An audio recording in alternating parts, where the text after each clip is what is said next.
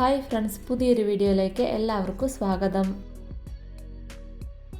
എട്ടുകാലി മമ്മൂഞ്ഞ് എന്ന കഥാപാത്രത്തെ സൃഷ്ടിച്ചത് ആരാണ്? ഉത്തരം വൈക്കം മുഹമ്മദ് ബഷീർ. ബഷീറിന്റെ മതിലുകൾ എന്ന നോവൽ സിനിമയാക്കിയത് ഏത് സംവിധായകനാണ്? ഉത്തരം അടൂർ ഗോപാലകൃഷ്ണൻ.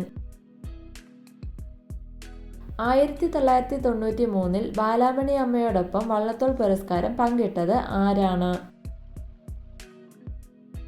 ഉത്തരം വൈക്കം മുഹമ്മദ് ബഷീർ. ബഷീറിന്റെ ആകാശങ്ങൾ എന്ന ഗ്രന്ഥം രചിച്ചത് ആരാണ്?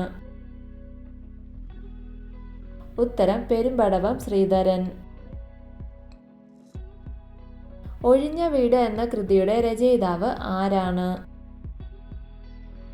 ഉത്തരം വൈക്കം മുഹമ്മദ് ബഷീർ.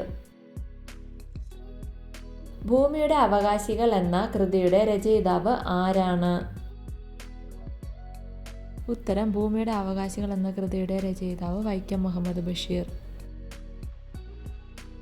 16ാമത് ബഷീർ സാഹിത്യ പുരസ്കാരത്തിന് അർഹനായത് ആരാണ്? ഉത്തരം ഇ സന്തോഷ് കുമാർ. മരിക്കുന്നതിന് മുമ്പ് മാവിന് വെള്ളം ഒഴിച്ച ഒരു മനുഷ്യന്റെ കഥ പറയുന്ന ബഷീറിന്റെ കൃതി ഏതാണ്? ഉത്തരം തേന്മാവ്. ഒരു മനുഷ്യൻ എന്ന കൃതിയുടെ രചയിതാവ് ആരാണ്? ഉത്തരം വൈക്കം മുഹമ്മദ് ബഷീർ. വീഡിയോ ഇഷ്ടമായ ലൈക്ക് ചെയ്യൂ. നിങ്ങളുടെ അഭിപ്രായങ്ങളും നിർദ്ദേശങ്ങളും കമന്റായി രേഖപ്പെടുത്തൂ. കൂടുതൽ വീഡിയോകൾക്കായി ചാനൽ സബ്സ്ക്രൈബ് ചെയ്യൂ.